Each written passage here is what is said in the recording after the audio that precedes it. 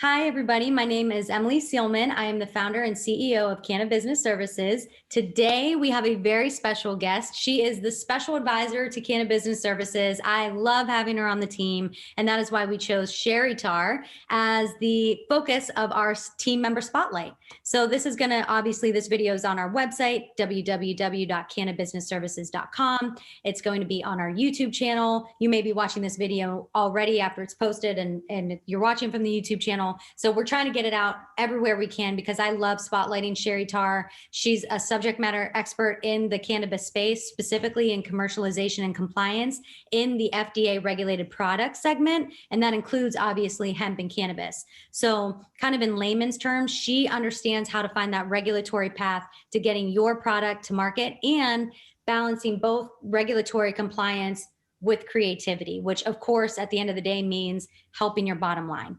So I am excited to introduce Sheri Tarr, also Sheri Tarr JD, aka attorney.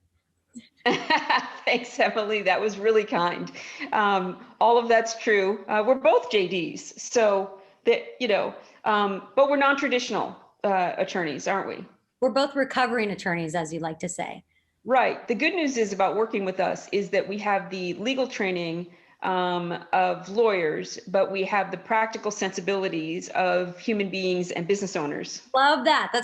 That I'm going to describe myself that way from here forward. That's perfect. But what I'd like to do in the spotlight interview is really talk about you and your knowledge, your background, your knowledge, and how it's applicable to this space. First of all, it's a pleasure to be here, and it's terrific to work with you and your great team because you really do understand the importance of having a compliance mindset and that safety and profit are not mutually exclusive, that in fact, safety is the segue to profit in this sense. So, I come from a big pharma background. As you know, I started in sales and marketing in pharma. And that's how I learned about how FDA regulated products get on the market and how they're marketed. Then became an attorney, and I spent quite a few years in the courtroom actually holding big pharma accountable for deceptive marketing and defective manufacturing. And as you know, because this is how you came to know me, so much more inspired by the opportunity to help bring life-improving, life-sustaining products to market in a responsible way. I work with life sciences and cannabis brands, and I help them to find a regulatory path in this very confusing, very challenging matrix of regulations at the local, the state, and the federal level. And then we find commercial strategies that set a company up for long-term sustainable brand equity. So in all of my years, and I'm just going to say it's a couple plus decades of dealing with FDA regulated products, in the last several focusing exclusively on cannabis and hemp, I have a keen understanding of how compliance is really the segue to long-term commercialization and brand equity. Because if you build and market a product that people can trust, and you market that product in a responsible, transparent way, what happens? People keep coming back and buying more. So safety isn't only an essential component of long-term brand equity, it is the critical component. That's awesome. I'm glad you got to explain your background, because I think oftentimes, especially in this industry, people are trying to get in. They've done from the start to get a license to operate, and then they're operating and they're just trying to hit their revenue goals. They're trying to comply with all these regulations. It's so overwhelming. It's so fast paced. You've got all of this competition. You've got the FDA coming in, but then you've also got audits happening. And once you get audited, the state's going to fine you. The federal government wants their cut. So it is so important. And so a lot of people think taking that shortcut is going to save them money. But in the long term, we've seen how that plays out. I mean, these companies actually fail. And then what you've done is put your entire company out of business. So you've hurt your employees, you've hurt the customers that have been relying on your product, and potentially hurt them while they're using your product if you're taking shortcuts there. So I think that's a great point you make, but in the hemp and cannabis space in particular, this doesn't just have to do with product safety. This is also right down to the label, right down to the package. There's Absolutely. so many restrictions, but you Absolutely. need to balance that with creativity and getting sales and getting revenue.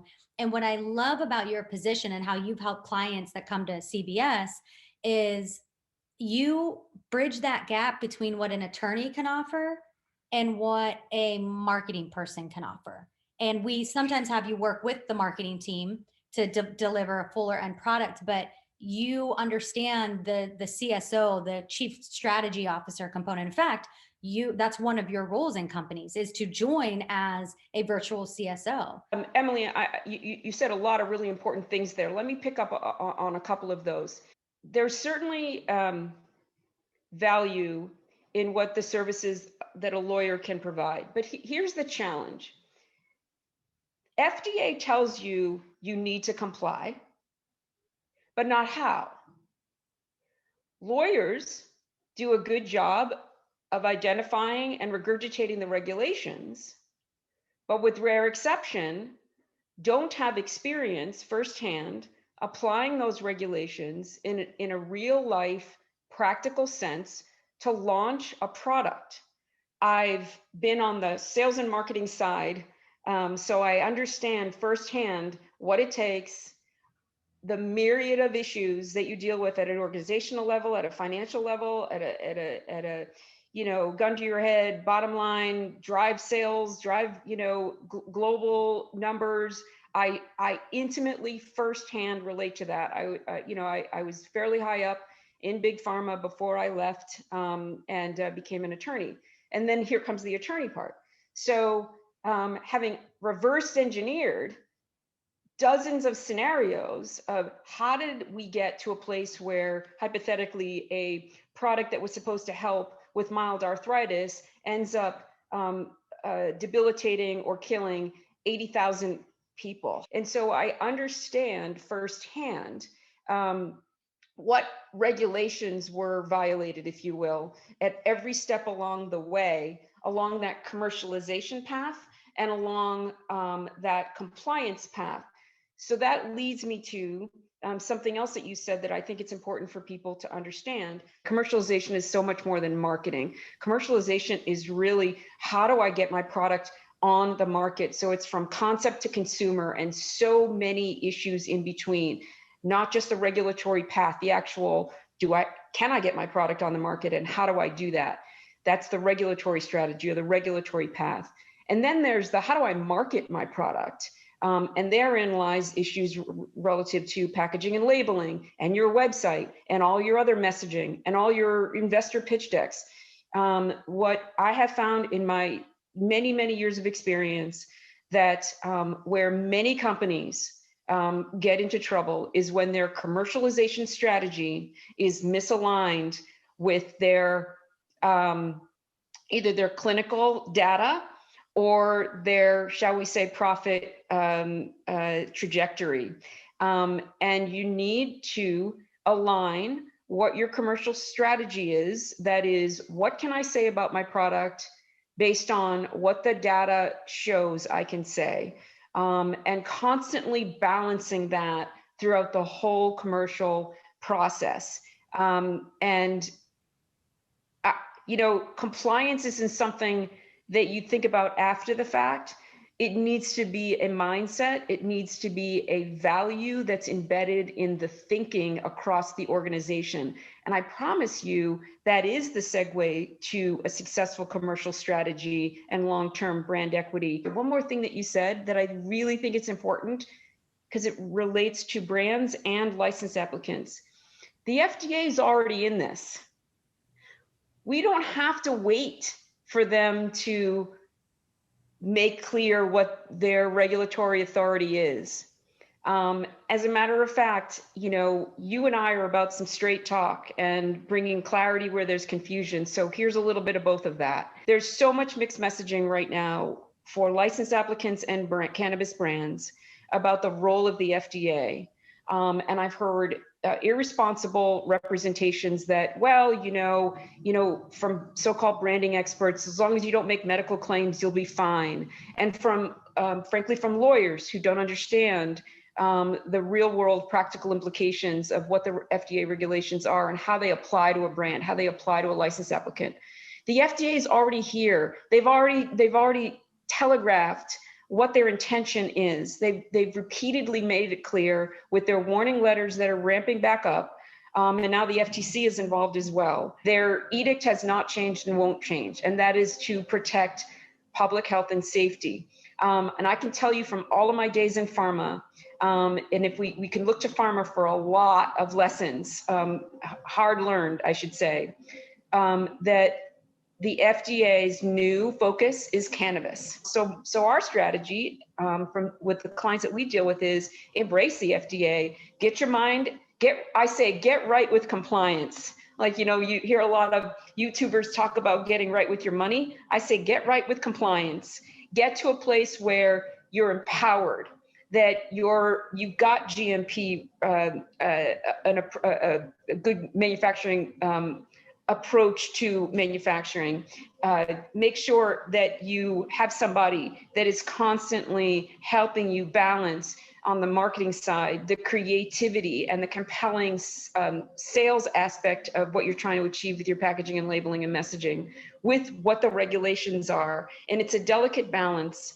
There is no one size fits all. There is no template for labeling. And there is no excuse for not marketing a product in a responsible way, because we've already seen where the FDA puck is going. And it's just a matter of getting ahead of that and working with people that keep you away from the black ice and keep you upright and soaring. So I'll pause there. I just wanted to get to that because it is inextricably linked to how we work with licensing applicants. And that's a great way to close out really how you've helped clients of ours in the past and some of the service offerings you provide. And one of those obviously is application services. You help us in our preparation of those. I mean, just based on this video, everyone can see the clout and the expertise and understanding that you bring to application writing. I mean, other consulting companies out there really don't have strength in their writing team.